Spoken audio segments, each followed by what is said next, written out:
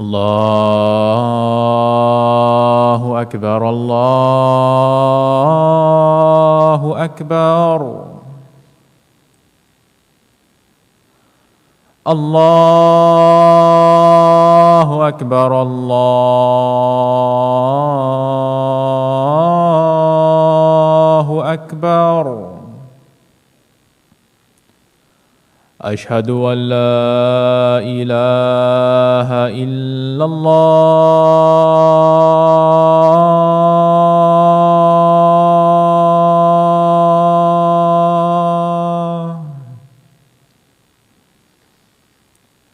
أشهد أن لا إله إلا الله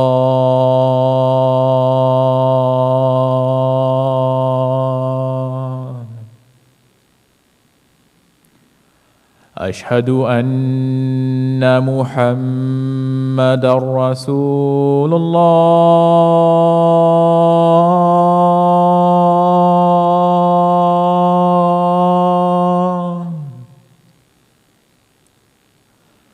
أشهد أن محمدًا رسول الله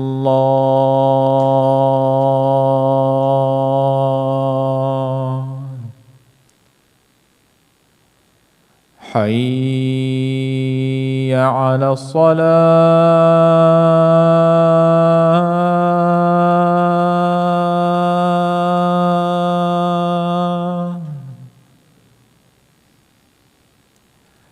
حي على الصلاة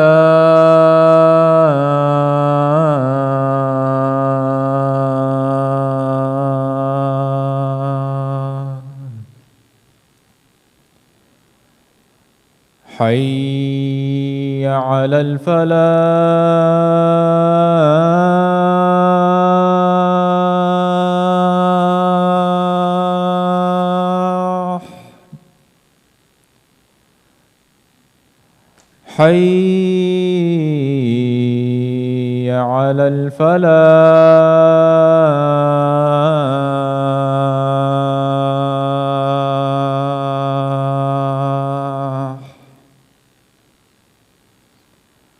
الله أكبر الله أكبر لا إله إلا الله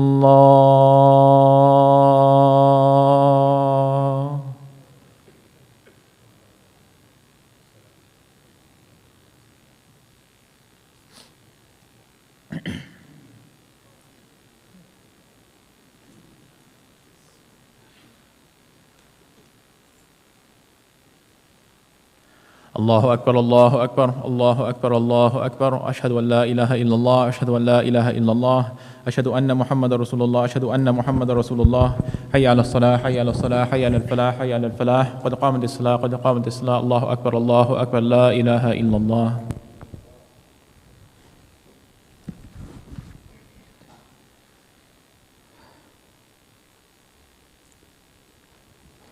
الله أكبر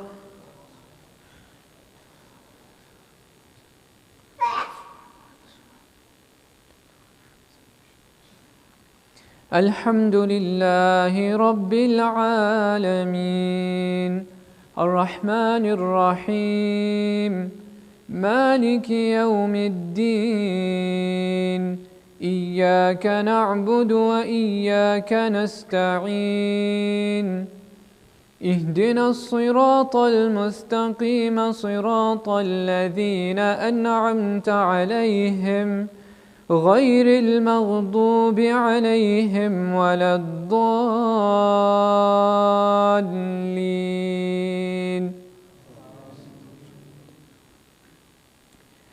ألهاكم التكاثر حتى زرتم المقابر كلا سوف تعلمون ثم كلا سوف تعلمون كلا لو تعلمون علم اليقين لترون الجحيم ثم لترونها عين اليقين ثم لتسألن يومئذ عن النعيم.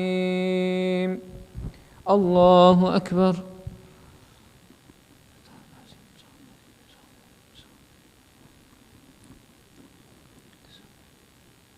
سمع الله لمن حمده. الله أكبر.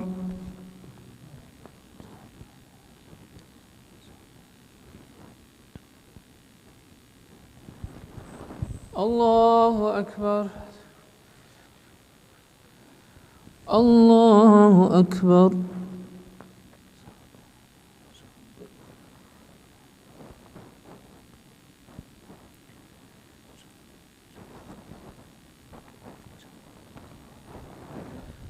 الله أكبر.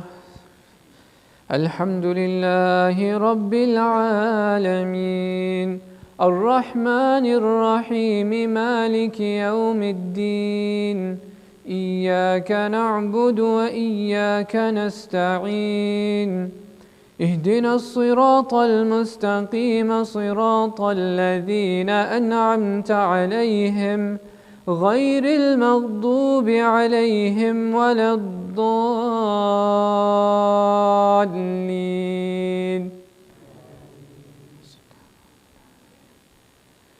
قل يا أيها الكافرون لا أعبد ما تعبدون ولا أنتم عابدون ما أعبد ولا أنا عابد ما عبدتم ولا أنتم عابدون ما أعبد لكم دينكم ولي دين. الله أكبر.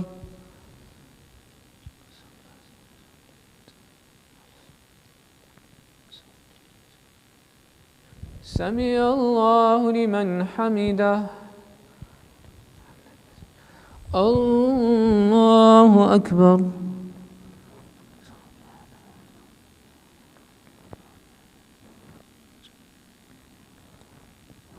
الله أكبر. الله أكبر.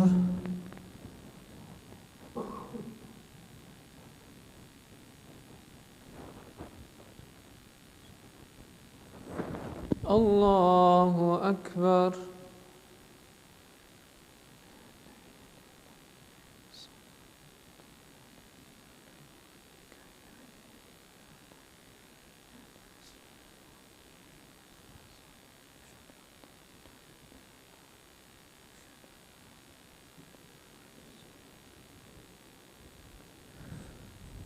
الله أكبر.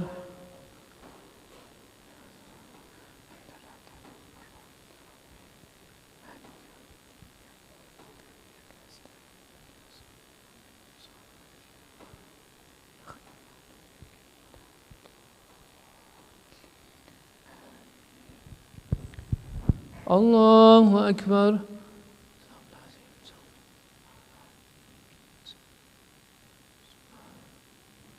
سمع الله لمن حمده. الله أكبر.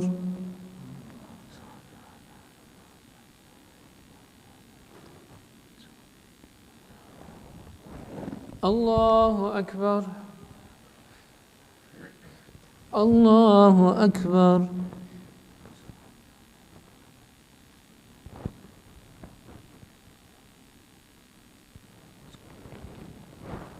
الله أكبر.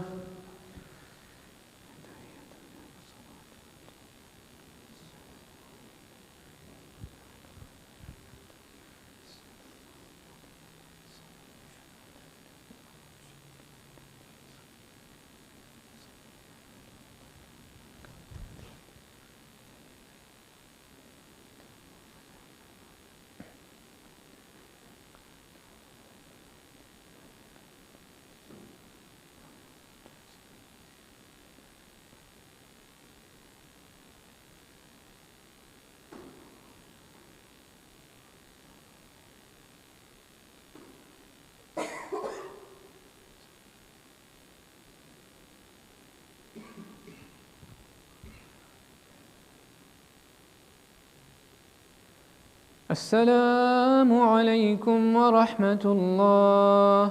السلام عليكم ورحمة الله.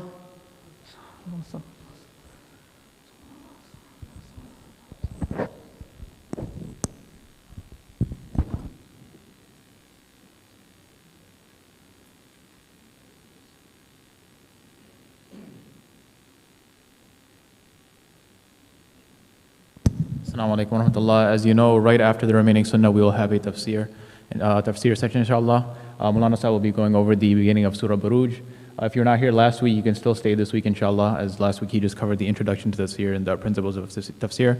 So you can still remain today and listen to the tafsir and then go home and listen to the recording of last week, inshallah, and you won't be too lost. If you're not able to stay today, then you can go ahead, as usual, and view the live stream on our website, inshallah. Jazakullahu Khairun.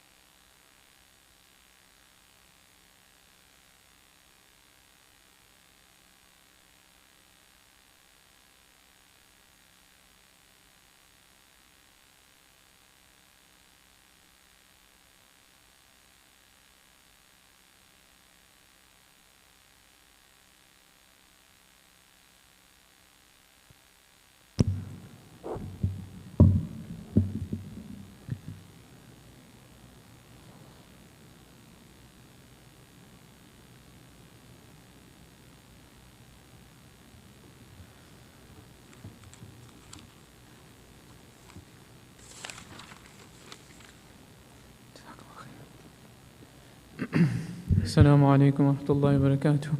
أعوذ بالله من الشيطان الرجيم. بسم الله الرحمن الرحيم. الحمد لله رب العالمين والصلاة والسلام على رحمة للعالمين محمد صلى الله عليه وسلم وعلى آله وأصحابه ومن تبعهم بإحسان إلى يوم الدين وبعد. فقد قال الله تعالى في القرآن المجيد: بسم الله الرحمن الرحيم. والسماء ذات البروج واليوم الموعود وشاهد ومشهود قتل أصحاب الأخدود النار ذات الوقود إذ هم عليها قعود وهم على ما يفعلون بالمؤمنين شهود وما نقموا منهم إلا أن يؤمنوا بالله العزيز الحميد. صدق الله العظيم. To continue on where we left off last week, we talked about the Qur'an and the implications and the importance of the Qur'an for all of us in our lives and our objectives while we're studying the Tafsir of the Qur'an. And at the same time, there was a brief history and information given on the topics that are in the Qur'an, as well as how the Qur'an was brought to us and the different categories of the Mufassirun.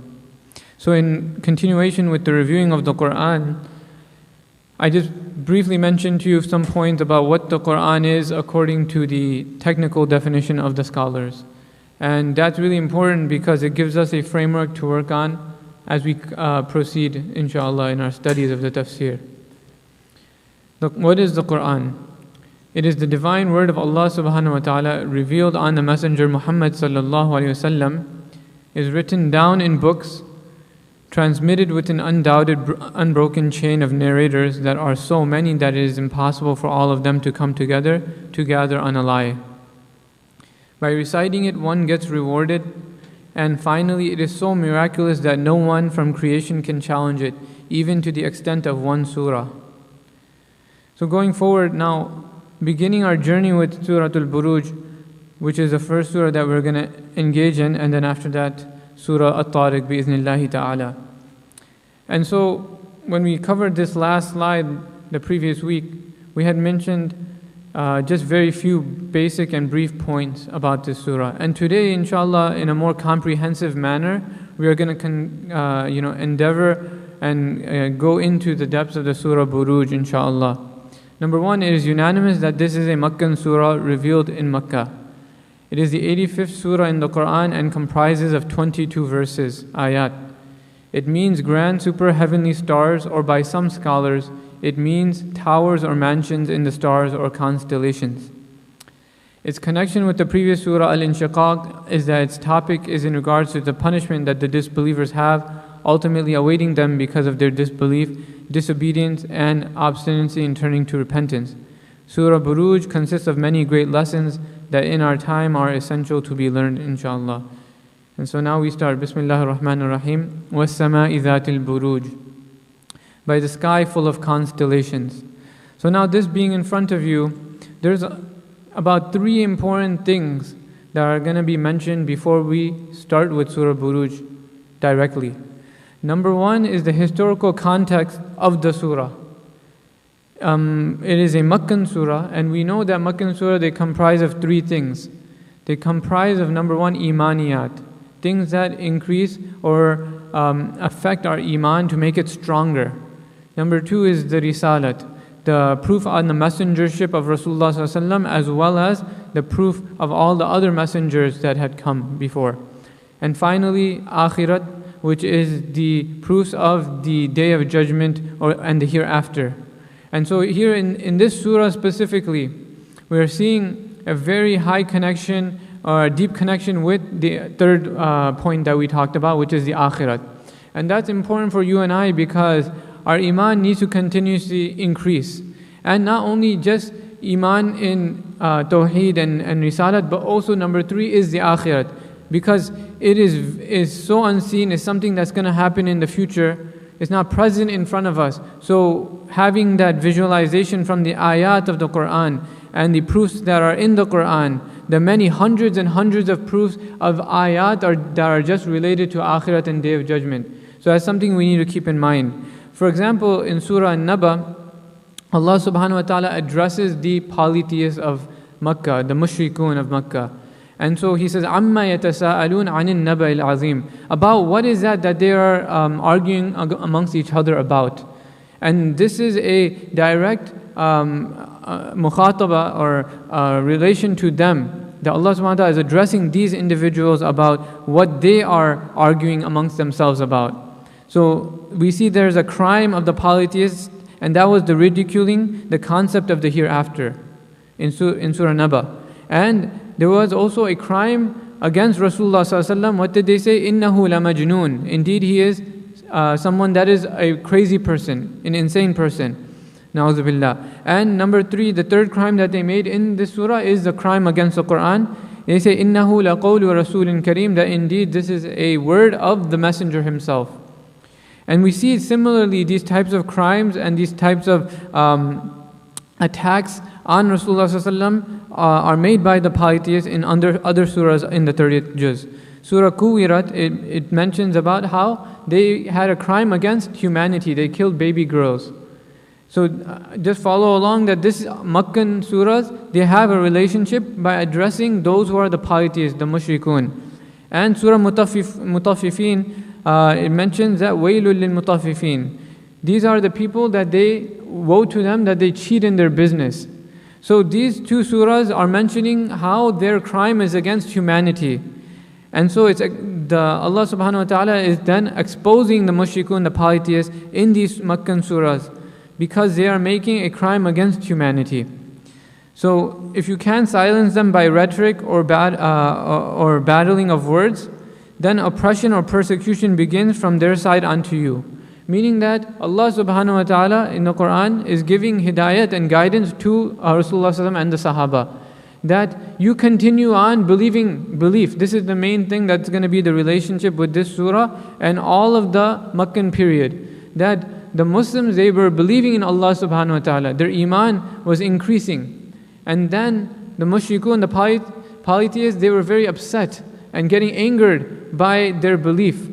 So what did then the next step that they were doing is that they began battling them with the words. Like I told you, they started criticizing Rasulullah sallallahu alaihi wasallam, mentioning that he was crazy or a magician or a poet, and these other types of things that they were saying. But then the third step that they were taking was the physical oppression on the Muslims. And so then this was becoming a violation of their human rights in terms of the bodily aspect. Now they're being attacked from all sides.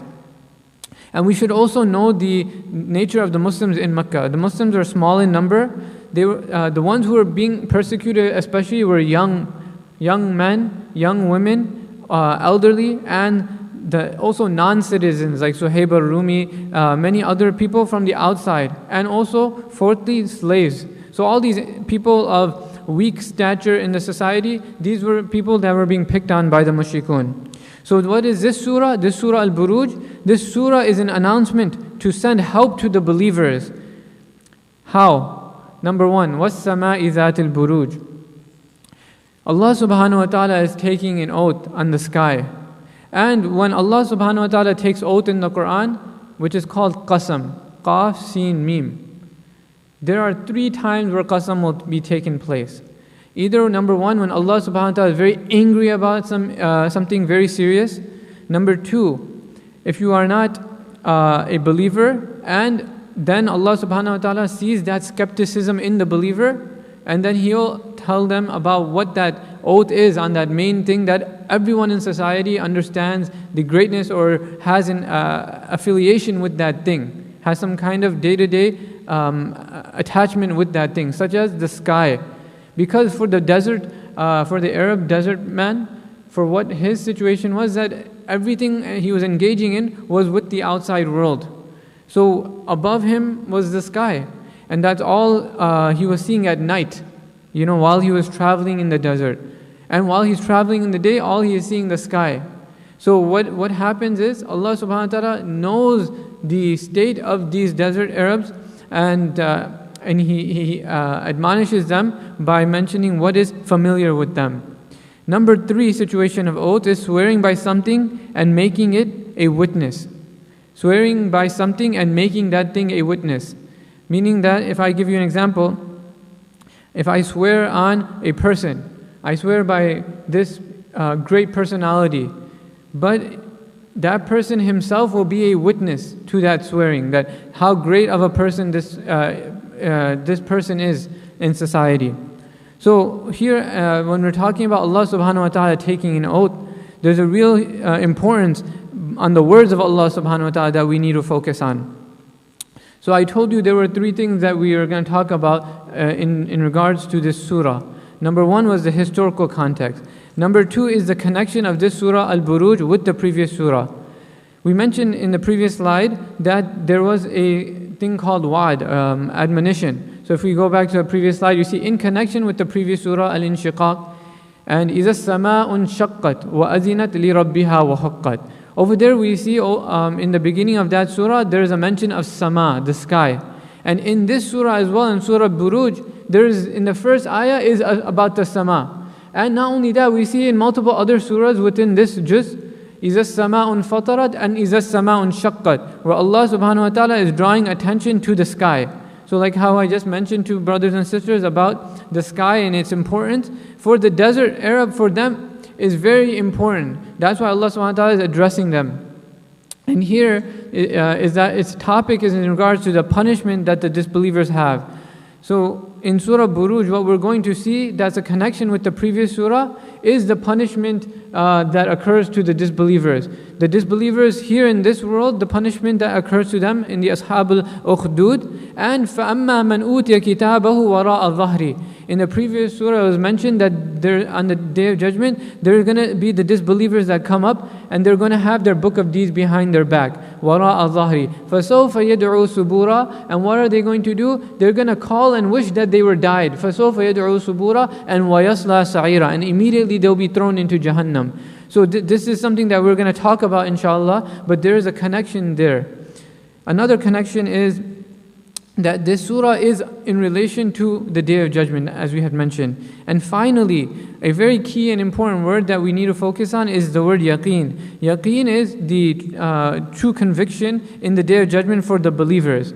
And not only the believers in Makkah, but for the believers of all time. So you and I are also being addressed.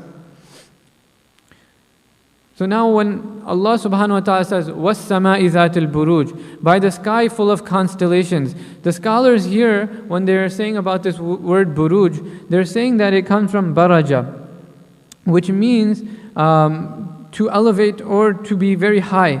And in the word buruj itself, there's a word called burj, which means tower or fort.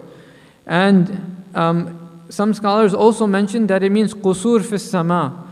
Qusur fis sama means the castles or the mansions inside in the heavens. And also some scholars have a third opinion that it means husur or armies.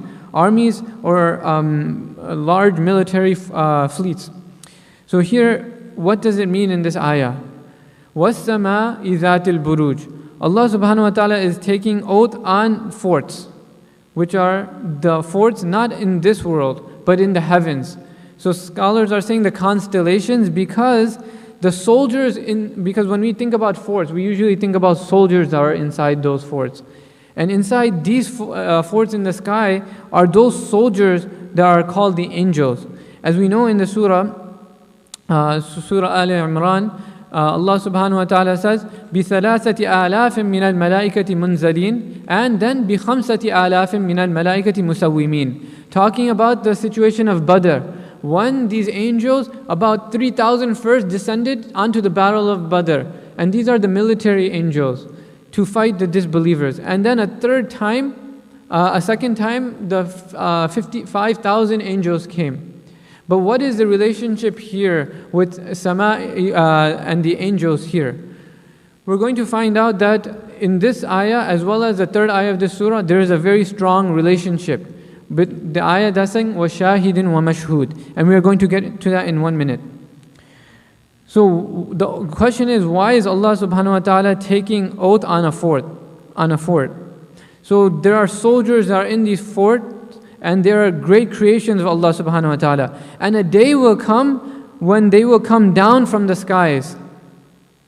And a second thing is that we mentioned about the mushrikun, the polytheists, those who argue against Rasulullah sallallahu alaihi wasallam, the Qur'an and Allah subhanahu wa ta'ala.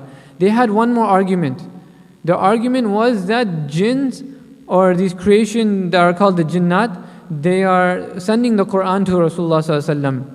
But Allah subhanahu wa ta'ala gives an answer to these people, and that is in the ayah, وَمَا صَاحِبُكُمْ بِمَجْنُونَ, that your sahib, your companion, the evidence is inside this word sahib, meaning that the word sahib, that this person, he's living amongst you and you know him, and he's not someone who is majnoon. So for the desert Arabs, the sky was part of their lives. They couldn't avoid the sky. And thus they would always end up thinking of the Day of Judgment because of these surahs. So that's one beautiful thing, that now that the surahs are in front of them about the sky, إِذَا السَّمَاءُ انْفَطَرَتْ, when the sky will be cleft asunder, and then إِذَا السَّمَاءُ انشَقَّتْ, when literally it will be disintegrated at that time. So these stages that occur to the sky at the time of Qiyamah, these signs that will occur for the desert Arab, for the believer now, it becomes something that he thinks about constantly, these surahs, while he's walking around engaging in his day-to-day affairs. But the second ayah, وَالْيَوْمِ الْمَوْعُودِ. So the bigger threat than the angels for these mushrikun, these polytheists, that was happening on Badr, is the greater threat is for them on Day of Judgment, when they will see the angels descending from the skies on the plain, on Yawm Hashr, on the Maidan Hashr. When everyone will be gathered, the mushrikun will see that the angels are descending, and this will become even a more high level fear for them. So this oath, imagine, put ourselves in the shoes of the polytheists, of the mushrikun. When they are attacking Rasulullah and the Muslims constantly, day in, day out, for years. We're talking about roughly 12 years in Mecca. Now at this point and in this stage, we see Allah subhanahu wa ta'ala giving them the oaths about the sky and what will happen. Because they're so obstinate and they're not believing in the words of Allah subhanahu wa ta'ala. So the threats are coming down to them. وَالْيَوْمِ الْمَوْعُودِ, and by the promised day of resurrection. So here, like I mentioned to you, that promised day is that day when these mushrikun, the polytheists and the disbelievers will see the truth of all of their actions and all of their atrocities towards the Muslims. Not only will they see, but this surah will also talk about Ashab al-Ukhdud, the people of the companions of the trench or the ditch.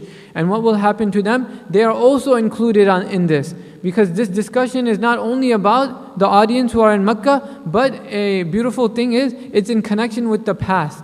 So another connection with this Surah al-Burooj, with the Surah Inshiqaq, as well as the other surahs, Surah Infatarat and Surah Kuwirat, is that those surahs talk about the future. But the beautiful thing, or the interesting thing that we need to know about this surah, Surah Burooj, it talks about the people and the incidents of the past. So that's really an interesting analogy to draw here. The third ayah is وَشَاهِدٍ وَمَشْهُودٍ.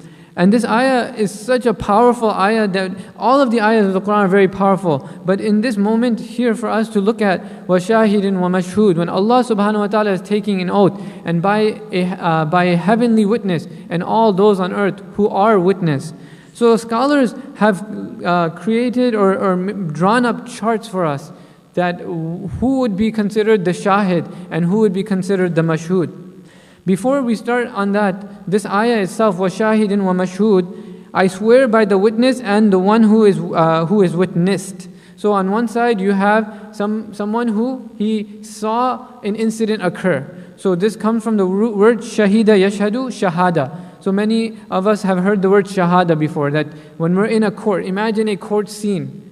A court scene, and we know a Day of Judgment is like a court scene. Like the situation that's going to be engulfing the people is like a court scene, and it's a very heavy load on the person's back. So the witnesses have a huge role in the court scene.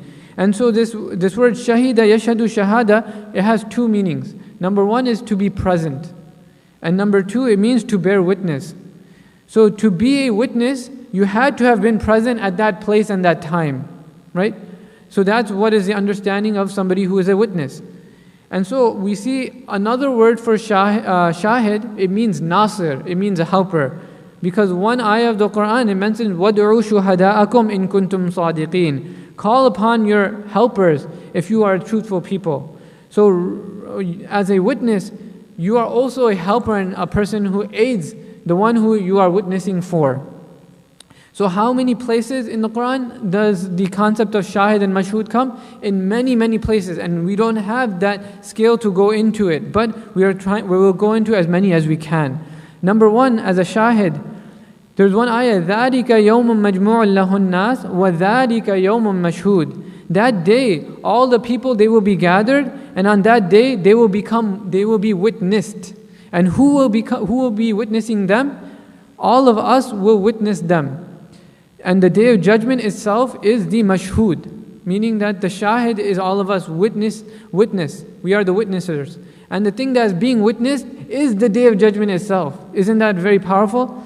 Now, the second situation is the shahid is all of the creation of Allah subhanahu wa ta'ala. That all of the creation, they scream La ilaha illallah Muhammadur Rasulullah. And what is the mashhud? The mashhud is the shahada itself. Okay? So all of the creation around us, they scream La ilaha illallah, and the mashhud is the shahada. Saying La ilaha illallah is the mashhud. Number three, there's the Qawm Thamud that have been destroyed. The people of Salih alayhi salam, and they are the witnesses. And what is the thing that is witnessed? Is the ruins of the people of Thamud. Not only them, but all of the previous qawms that Allah subhanahu wa ta'ala mentions in the Qur'an, they are being witnessed. They are witnessed. But another beautiful thing is that these ruins themselves are a shahid. The ruins themselves are a shahid, but what will they be mashhud on? They will be mashhud on the justice of Allah subhanahu wa ta'ala. They are witnessers of the justice that took place against the criminals. And that's very important. Remember, I told you there's a court, there's criminals, there's witnesses. And this surah has to deal with that. And it's showing us a reality of what is happening on Yawm al-Qiyamah. Number 5, what is the fifth shahid? Allah subhanahu wa ta'ala. As it mentioned in the Qur'an, وَكَفَى بِاللَّهِ شَهِيدًا. And also in this surah itself, إِنَّ اللَّهَ عَلَى كُلِّ شَيْءٍ شَهِيدٌ. Indeed, Allah subhanahu wa ta'ala is shaheed, is a witness upon everything, or everything witnesses towards the greatness of Allah subhanahu wa ta'ala. But وَكَفَى بِاللَّهِ شَهِيدًا. Sufficient is Allah subhanahu wa ta'ala as a shaheed. And what is the mashhud? All of the creation. So Allah is the witnesser, and the thing that is being witnessed is all of creation. Allah is watching us, right? And that is very important, because in the previous surah it mentions that Allah subhanahu wa ta'ala is basira. He is watching everything. And that's where another connection that we can draw with this surah and the previous surah. Number 6, Kiraman Katibin are also shahid. The two angels on our right and our left side, they are witness. What are they witnessing? They are witnessing our actions. The mashhud here in this situation are our actions and our amal. Number 7, on the day of judgment, we will be witnesses, shahid, seeing the angels come down, and the angels descending are those who are mashhud. Like we had mentioned about the disbelievers also seeing that the angels are going to be descending. And number 8, Rasulullah sallallahu alayhi wasallam is a shahid, and Jibreel alayhi salam is the mashhud. As mentioned in one surah, وَلَقَدْ رَآهُ بِالْأُفُقِ الْمُبِينِ. Number 9, wal asr. Allah subhanahu wa ta'ala takes oath on the time. Time itself is a witness. But what is it witnessing? It is witnessing the loss of everybody, the loss of everything in the world, our loss. So imagine this, is beautiful. That time is the witness. And it has seen people come through every generation. It has seen creation. It has seen people come with desires of building a family, building structures, building more things towards advancing of humanity and civilization. But everything is in loss. And that is the mashhud. Another shahid is قَالُوا شَهِدْنَا عَلَىٰ أَنفُسِنَا. On day of judgment, we are going to be shahid even against ourselves. So shahid, we are going to be witnessing the angels. But we are also, in the Qur'an it says, قَالُوا شَهِدْنَا عَلَىٰ أَنفُسِنَا. They will say, we witness against ourselves. And the mashhud obviously is our own selves. And this ayah is very beautiful. The next shahid, يَوْمَ تَشْهَدُ عَلَيْهِمْ أَلْسِنَتُهُمْ وَأَيْدِيهِمْ وَأَرْجُلُهُم بِمَا كَانُوا يَعْمَلُونَ. That day when their tongues and their hands and their arms will be witnesses against themselves. Subhanallah. But what is one of the beautiful things that scholars take out from this ayah is the progression of the words in this ayah. You see first tongues mentioned, then the hands mentioned, then the legs. The question is, why is that progression like that? Because the most crime done is by the tongue first. Then after that, the crime that's done second is by the hands. And then after that, the crime done most, after that is by the legs. Subhanallah. That's the beauty of the Qur'an. Now another shahid. وَكَيْفَ جِئْنَاكَ مِنْ كُلِّ أُمَّةٍ بِشَهِيدٍ وَجِئْنَا بِكَ عَلَى هَؤُلَاءِ شَهِيدًا. Subhanallah. All of us as an ummah will be a witness against all of the previous ummahs. So we will be shahid against the nations that came before, who are the mashhud. And over here we see إِنَّا أَرْسَلْنَاكَ شَاهِدًا وَمُبَشِّرًا وَنَذِيرًا. And Rasulullah sallallahu alayhi wasallam, he is going to be a witness against his ummah. He will be a witness on his ummah. And there's two things to mention here. There is the concept of shafa'ah, which means intercession, and then there's one thing called shahada, which means the witnessing. So Rasulullah, he will be a shafi' for those who are part of his ummah. But then Rasulullah, as we see in one ayah of the Qur'an, which is very scary, Rasulullah says, Ya Rabbi inna qawmi ittakhadhu hadha al-Qur'ana mahjura. O my Rabb, O my Lord, indeed my nation has taken ittakhadhu hadha al-Qur'ana mahjura. They have taken this Qur'an and abandoned it. Na'udhu billah. Allah subhanahu wa ta'ala protect us from that. But that is a situation where Rasulullah will be a shahid against his nation for abandoning the Qur'an. May Allah subhanahu wa ta'ala protect us. Another situation where there is shahid is washhad bi anna muslimun. The Hawariyun, the companions of Isa alayhi salam, they asked Isa alayhi salam to be a shahid about their Islam. Subhanallah, the word here is called muslimun. The words that is used by the companions of Isa alayhi salam is muslimun. But what happens later on in history is we find in the Qur'an, ashhadu bi anna muslimun.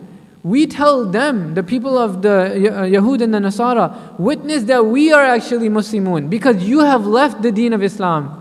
You have left, and now you have to be a witness for us on Yawm al-Qiyamah that we are the true Muslims. Subhanallah.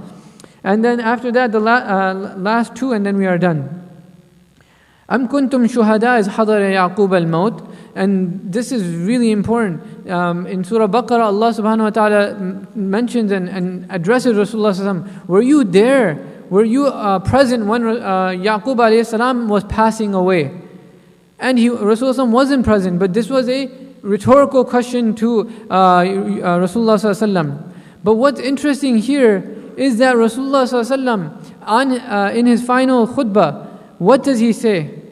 No other messenger is after Rasulullah. So understand the emotions and atmosphere that is occurring at this final khutbah of Rasulullah. There is a lot of grief, there's a lot of concern, there's a lot of worry of Rasulullah, and there is sheer nervousness for humanity and them falling into shirk. That is the worry that Rasulullah has. And then what does he say to all of the Muslims there? Allahumma ashhad, Allahumma ashhad, Allahumma ashhad.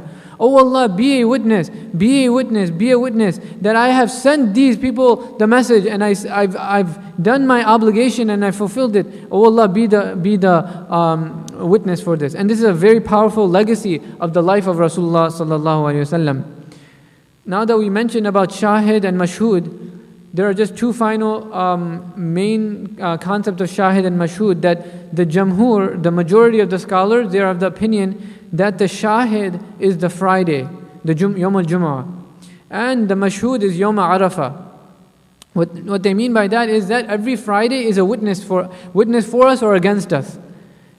And it is the shahid because it happens every week. It's happening a lot. But Yawm Arafah is the mashhud because you have to go to the plains of Arafah to be there. And therefore it will be the thing that is being witnessed.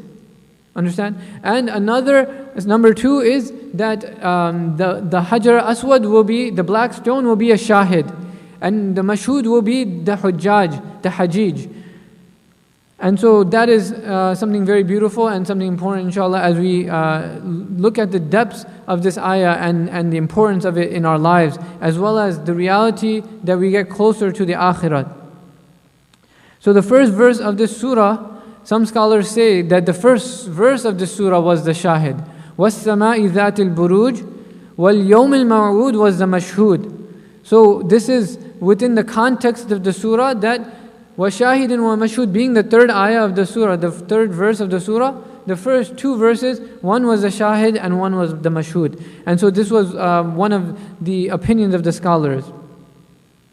So now that we've talked about these three ayahs, there's a grammatical nuance, or there's grammar involved in this ayah. And it's called qasam, it's called oath. And I mentioned that already. But there's a rule to making oath. So when the oath is taken in the Qur'an, it has to have a response, what is called a jawab al-qasam. Jawab meaning response, and qasam means oath. So the jawab al-qasam is the response to the oath. So the question is, what is the qasam here? The oath is Allah subhanahu wa ta'ala swearing on the heavens, on the skies. وَالسَّمَاءِ ذَاتِ الْبُرُوج, the sky that possesses these buruj, these towers.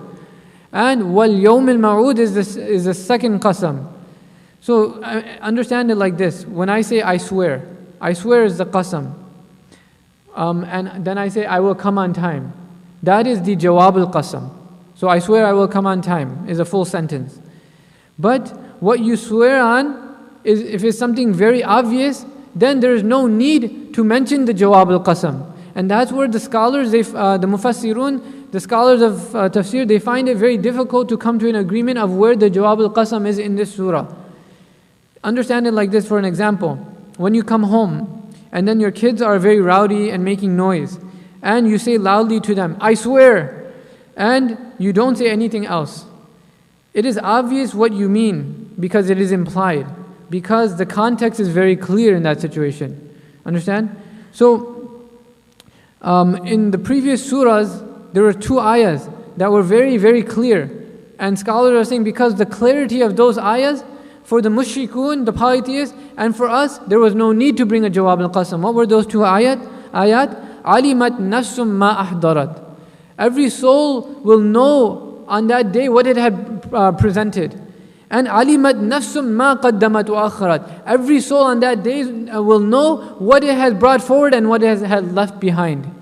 Subhanallah. And now there is no need, after you say wal yawm al-maw'ud wa shahidin wa mashhud, there's no need to have any further elaboration beyond that. So now the next ayah, قُتِلَ أَصْحَابُ الْأُخْدُودِ, perish be the people of the fire. And this is relevant to us because as you have seen on the introduction slide, that how can we relate these surahs to today? Obviously the Qur'an is very, in essence, related to all of time. But for us at this moment in time, how do we understand this verse? Number one, we'll start off with the translation. Perish be the people of the fire pit. May the people of the ditch be violently killed. So the word that's very important to focus on first here is the word qutila. Qutila is what we call madi mabni ala al-majhul. It is the past tense here, and it is used in the passive form of the verb. Meaning that it's not saying that qatala, that he killed, but rather he was killed. And qutila literally means he was killed. Qutila, literally. But in Arabic, these words are not used literally, but used to curse. It's used as a curse, like la'na. And I don't mean it that it's a light curse. It's a very heavy, momentous curse. So what does it mean? It means I hope he gets killed. Qutila fulanun. So you'll use it in a sentence like Qutila fulanun. I hope that person gets killed because of some reason. But that in this situation you don't have to use it because you have any justification. It will just be used because maybe somebody he has vengeance against you, or some other reasons that are also involved in making this statement. But what is the main thing? Qutila ashabul ukhdud. It's telling us that you Muslims are not the first to be oppressed in civilization, nor are you the first to be ridiculed, nor are you the first to be killed. There have been many that have been killed before you. As one Sahabi, he came to Rasulullah one time by the name of Khabbab radiallahu anh. And what did he say? He says that I'm worried that these mushrikun, these polytheists, are oppressing us violently, and can you make dua to Allah subhanahu wa ta'ala to make our situation easy?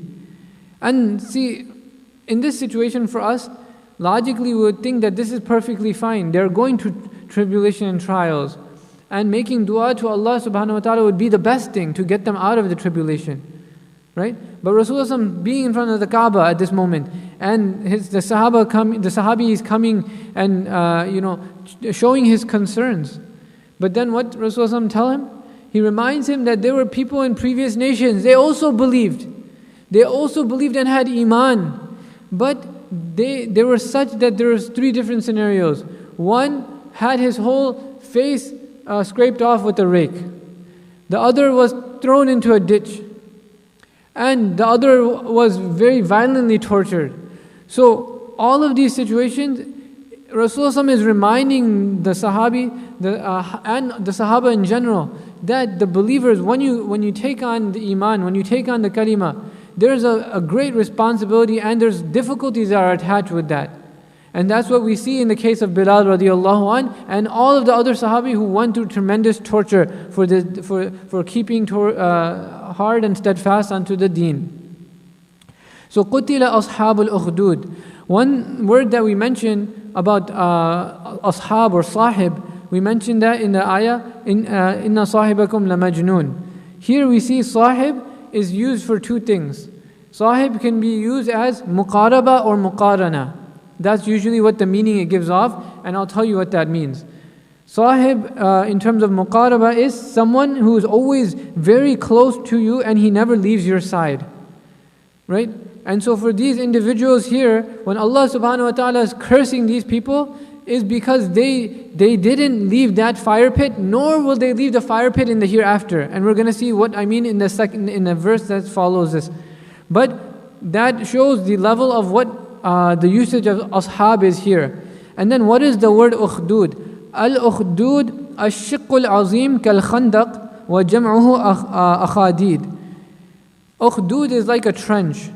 And it is a very narrow and very heavy or deep pit. And it's a rectangular ditch that is in the ground. And so Allah subhanahu wa ta'ala is saying, قُتِلَ أَصْحَابُ الْأُخْدُودِ النَّارِ ذَاتِ الْوَقُودِ, which is the next ayah. The fire of which they themselves fed with fuel. So I'll show you the previous slide one more time. Perish be the people of the fire pit. The fire fed with fuel. So we have to visualize the heinous crime, the crimes that they committed. It was not only about them. So scholars such as Sheikh Sabuni and other scholars, they say that this ayah here, An-Nari Zat al-Waqud, is not only referring to that time. And other scholars, they mention that this incident that we are going to talk about, that this incident, it occurred multiple times between the period of Rasulullah ﷺ and Isa ﷺ in the region of either Yemen and other regions as well as Iraq, and as mentioned by scholars in different regions.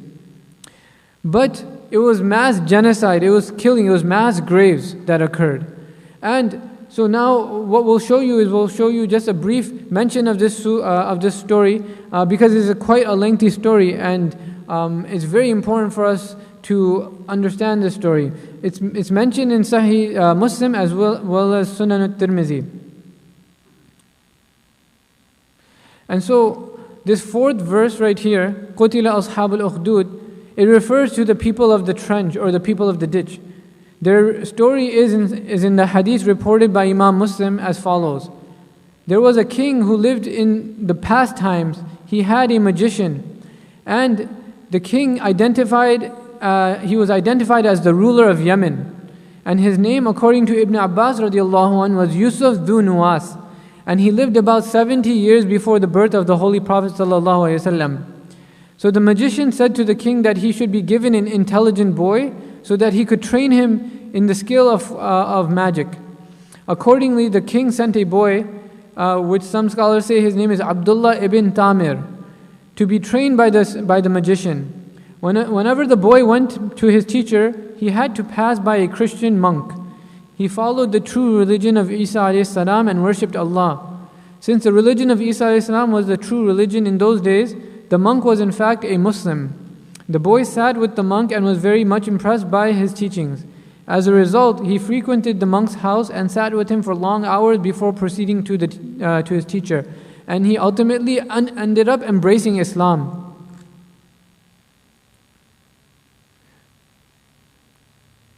I apologize for this. So then he ended up embracing Islam.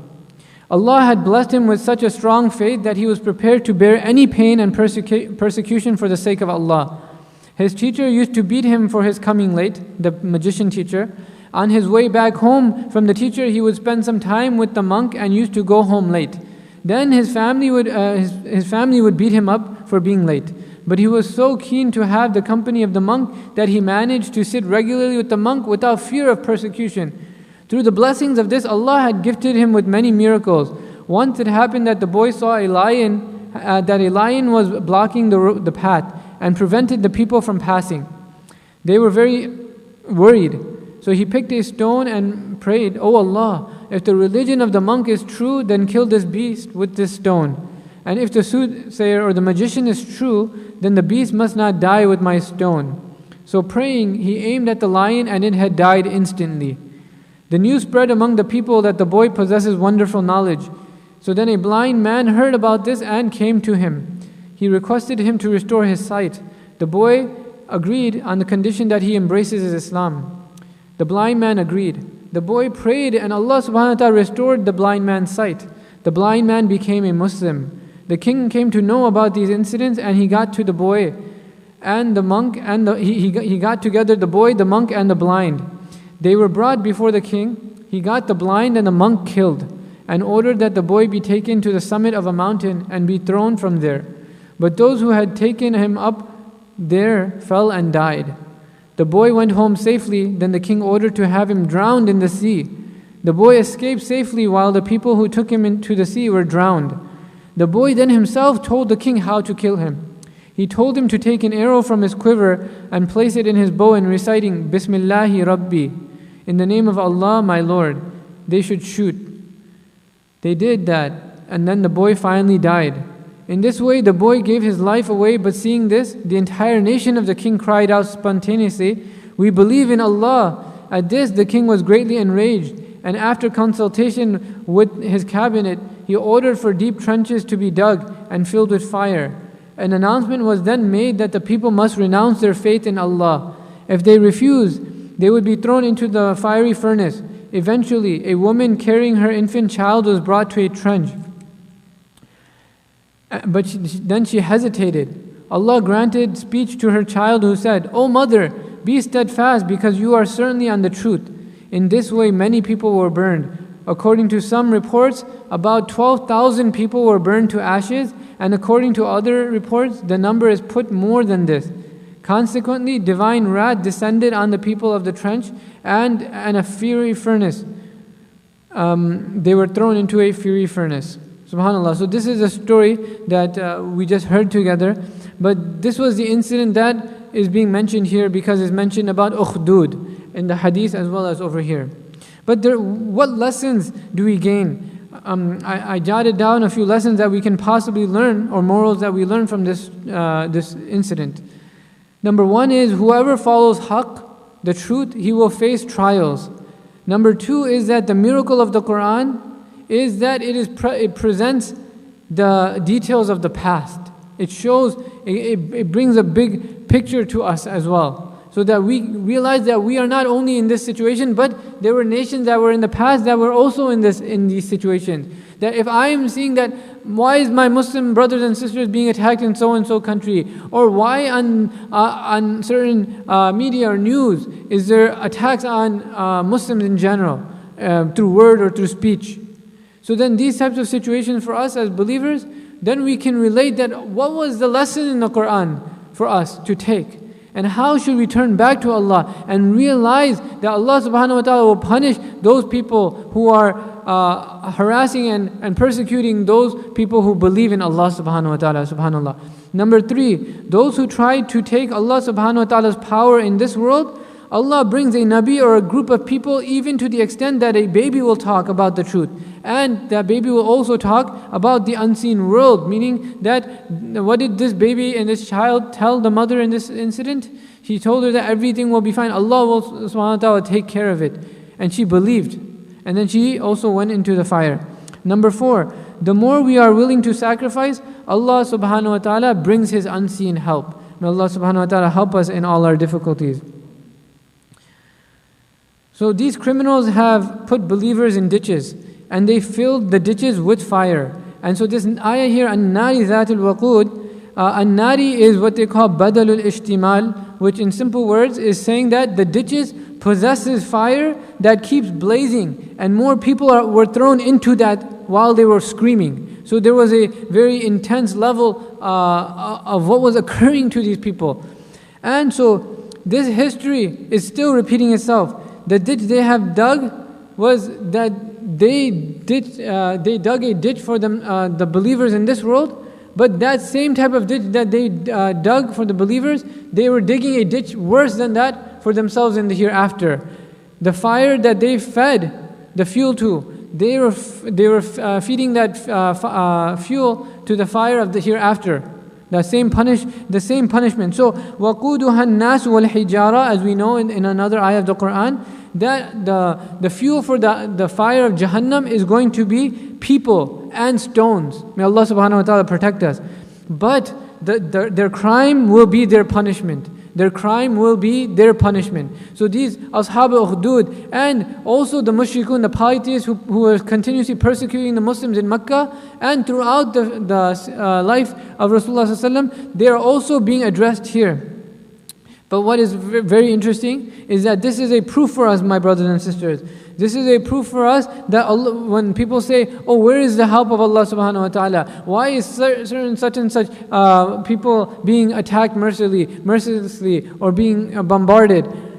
And so then Allah subhanahu wa ta'ala's answers are in the Qur'an for us. That the crime that these people will commit, their crime will be there in the punishment.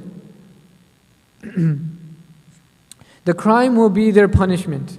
Understand? So Ashab al-Ukhdud. So we are almost about to conclude because the Isha time is around 8:30. So inshallah just a few more minutes with a few more ayat and then we'll conclude. إِذْهُمْ عَلَيْهَا قُعُودٌ, as they were seated in command over it. This is still referring to the people of the Ashab al-Ukhdud. In this ayah, what do we find? There were generals who sat and waited.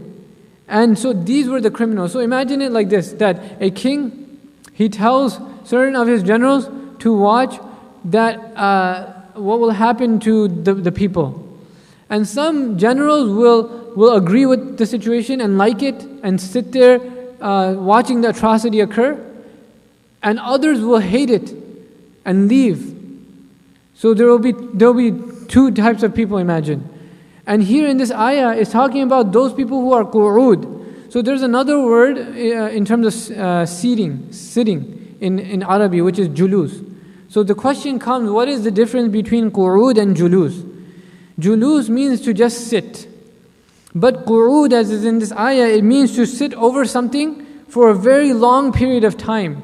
Meaning that these people, when they were seated, they weren't seated just, in worriment, like this is something bad. There's innocent men, women, and there's innocent children being thrown into a ditch, innocent women. Instead, what was the mentality and the mindset of these people?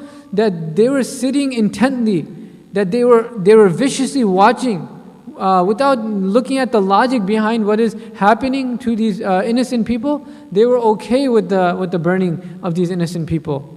And so that's what is mentioning about this verse here. And so what will happen to these people? What will happen?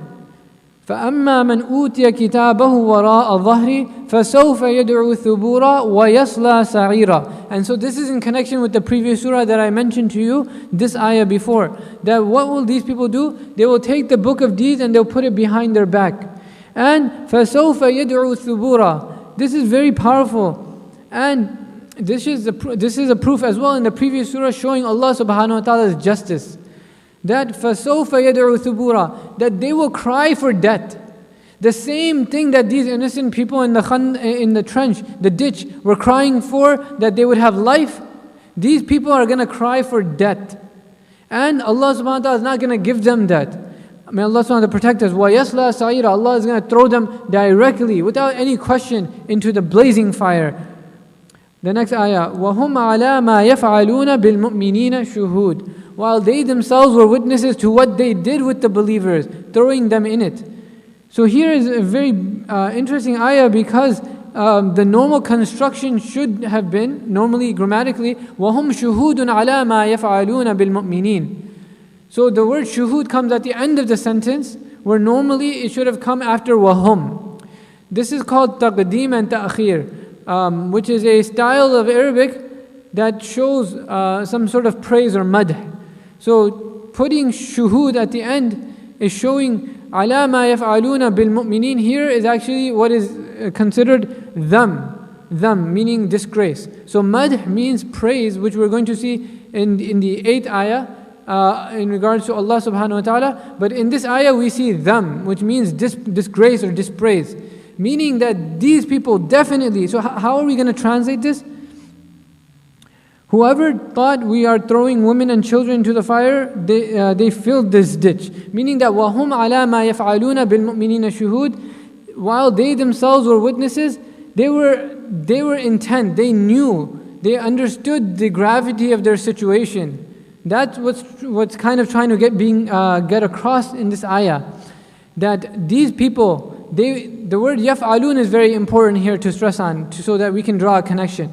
So the question comes is, why wasn't the word ya'malun used as opposed to the word yaf'alun? Because the difference between amal and fa'al, or yaf'alun and ya'malun, is that ya'malun means that you think about that action before you do it. Meaning that when you're writing something, you're thinking about the writing. But yaf'alun is that you don't even think. You're not thinking twice while you're doing that action. Like reading, you're not thinking multiple times, you're just doing it. It becomes just rote.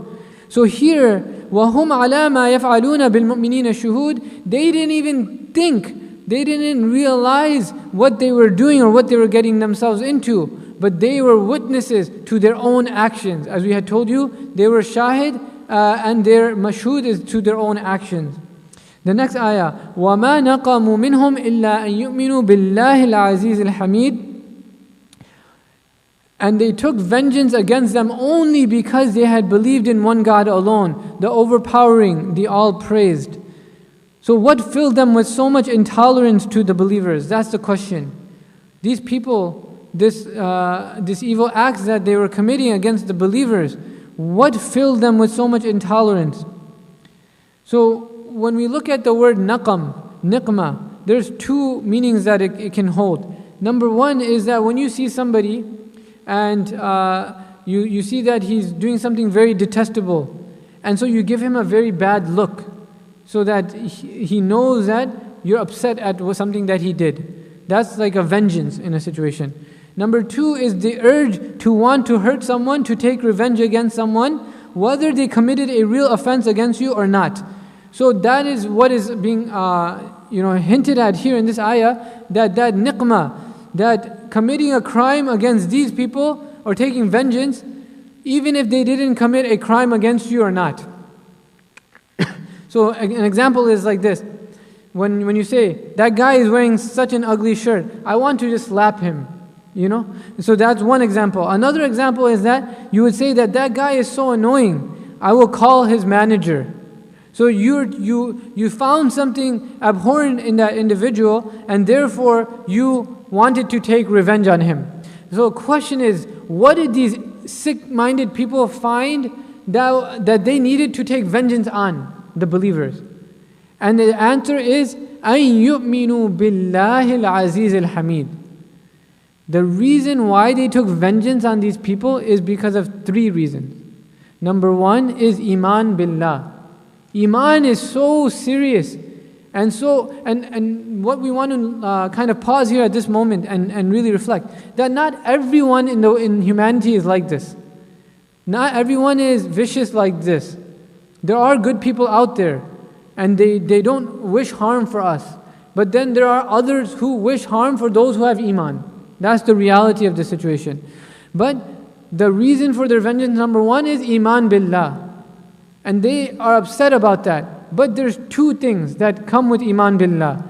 An yu'minu billah, and these are sifat, these are qualities of Allah subhanahu wa ta'ala. Al-Aziz and Al-Hamid. And this is what we're going to focus on, and we'll just close here. Number one, Aziz. It's not like the word, what we think like Izzat in Urdu. It's not like that. But Al-Izzah fi lughat al-Arabiya is Sultana. It means the authorship, the ownership of Allah subhanahu wa ta'ala. Number one is that these two qualities are being highlighted in this ayah because it's making us acknowledge that someone who has the authority, who is Allah subhanahu wa ta'ala, He is the one that really upset these oppressors because they wanted to establish their own authority. They didn't want Allah subhanahu wa ta'ala's authority or us to believe in the authorship of Allah subhanahu wa ta'ala. So this concept is similar to that that is mentioned in the Qur'an with Fir'aun. What did Fir'aun say? He said, "Ana rabbukum al-a'la." He said, "I am the Lord Most High." And another place he says, "Ma alimtu lakum min ilahin ghayri." That I don't know for any one of you a God other than myself. So what was he bent on? What did he have? This concept that needs to be embedded in the masses' mind, that there's no authority other than my authority. And this is something that we are seeing very common today. That one of the things that is most hated by certain institutions and ideologies is the authority of somebody else other than my authority.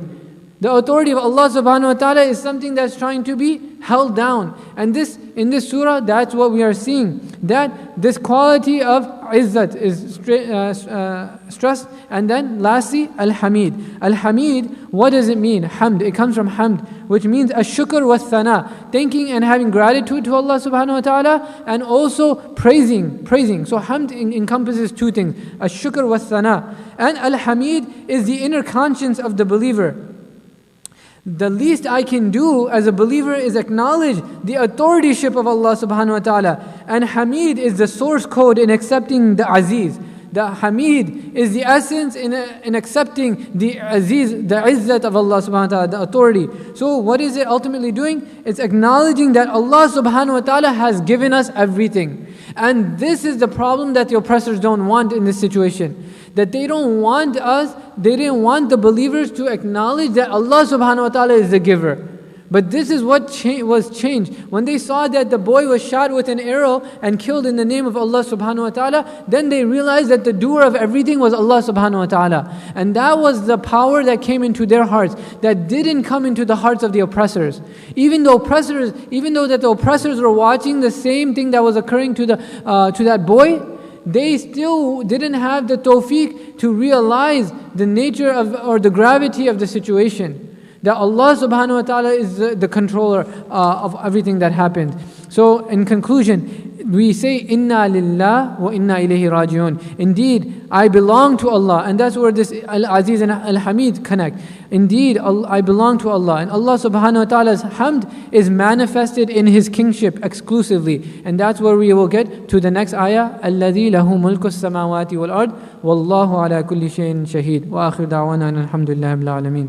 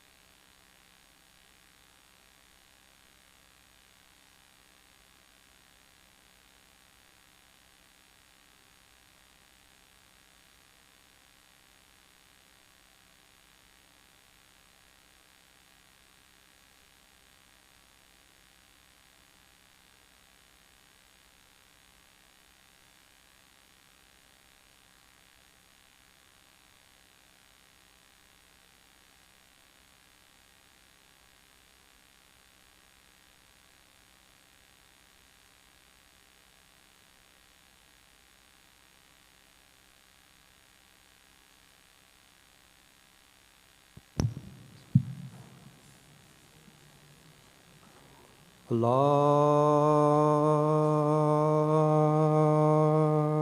Akbar. Allahu Akbar. Allahu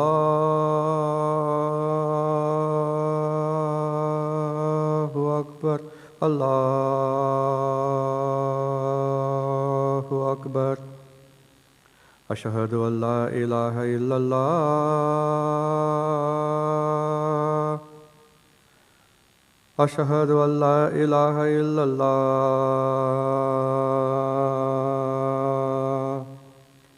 Ashhadu anna Muhammadar Rasulullah.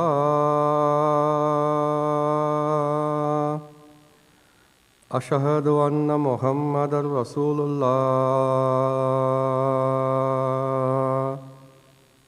Hayya ala salah. Hayya ala salah. Hayya ala falah.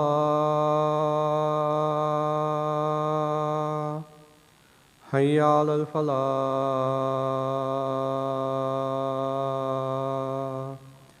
Allahu Akbar. Allahu Akbar. La ilaha illallah.